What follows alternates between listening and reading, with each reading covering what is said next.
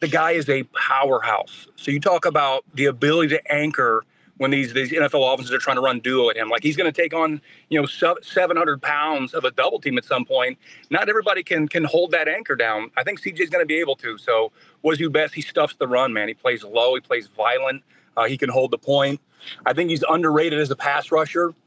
I say that because he does have some hips and some hands and some fluidity to him. We saw that a little bit in the All-Star game that he was in.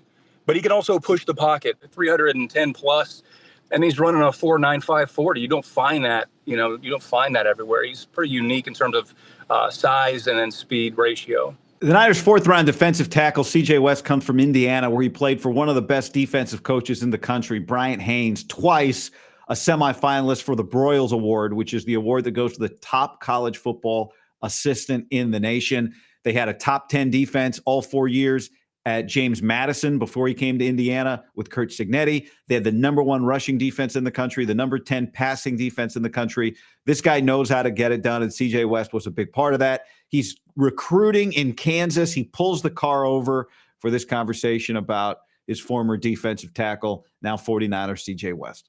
CJ West's name came up talking about the Niners pre-draft because the Niners were not great at run defense. And Bryant Haines had the number 1 run defense in the country last year at Indiana. And so it's great to see you, Coach. I got to meet you last year doing some games. And, you had a great defense, a fantastic defense. And CJ was a big part of that. So what did you think of CJ West to the Niners? What was your reaction? His reaction was great. I saw his reaction video. It was awesome. Man, he's a great young man. I was filled with joy for him. Seems like a great spot for him. But listen, CJ's the type of guy, he always sees things as a glass half full. There's a guy that was under-recruited when he went to Kent State from Chicago. He's carried that chip on his shoulder all the way through this whole process. And when his name got called, regardless of where it was going to be, he was going to be excited.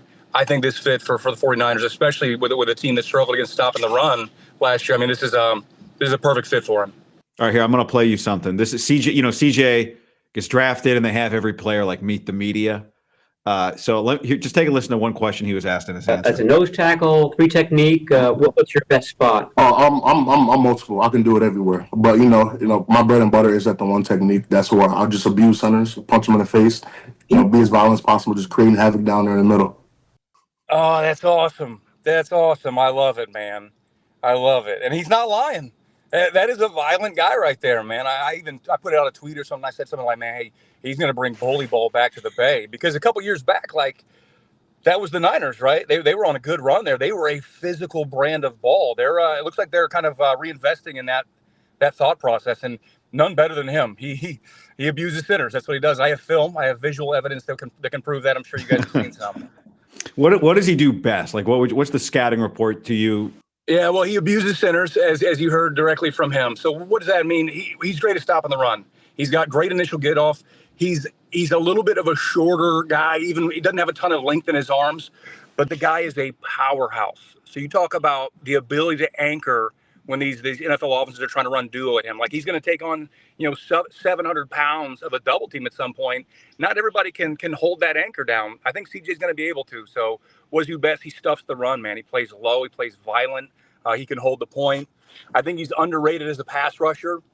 I say that because he does have some hips and some hands and some fluidity to him. We saw that a little bit in the All-Star game that he was in. But he can also push the pocket. The NFL, I mean, there's guys making boatloads of money coming off the edge, but their best avenue to get home also involves surge from the inside of the pocket. You have to push the quarterback deeper into the pocket for some of these entry angles that these ends take. So he's going to press the pocket, he's going to bully centers, and he's going to hold the point in the run game. That would be my diagnosis. I remember many years ago, a scout said to me, he's like, people defensive linemen sometimes, especially interior defensive linemen, will get this criticism from people just watching on TV, like, oh, he takes plays off. Oh, he takes plays off. And the guy was like, imagine being 316 or 325 or 330 pounds. You're playing 45, 50 snaps a game. That's just, it's not like you taking plays off at work. It's different. So how did you manage? He came in a veteran, right? Not a necessarily fully developed player, but a veteran from Kent State. So just what was that development like? You had a year with him. And where does how do you view him in that regard? Yeah, well, he's an incredibly hard worker. We didn't even have a full year with him. I mean, this guy got to us in like late May, early June. He had a lot of classes actually that he had to make up to get his degree from Kent State. So like this dude shows up, he's taken like 12 credit hours in the summer. Meanwhile, I want to say his weight was north of 330. That's not where he wanted to be. You just mentioned it, 45 to 50 plays a game. That's really hard to do at 330. So we wanted to reshape his body. So 12 credit hours of classes in the summer, working his tail off with Derek Owings and our strength staff, who do a phenomenal job. We ended up pulling like 15 to 18 pounds off this guy that first summer, that summer that he's here, leaned him out. But he was aware. I told him, even when I was recruiting him, listen, you're not going to be a first and second down, I'm a fat guy in the middle of the defense, and I jog off the field on third down. And he didn't want to be that.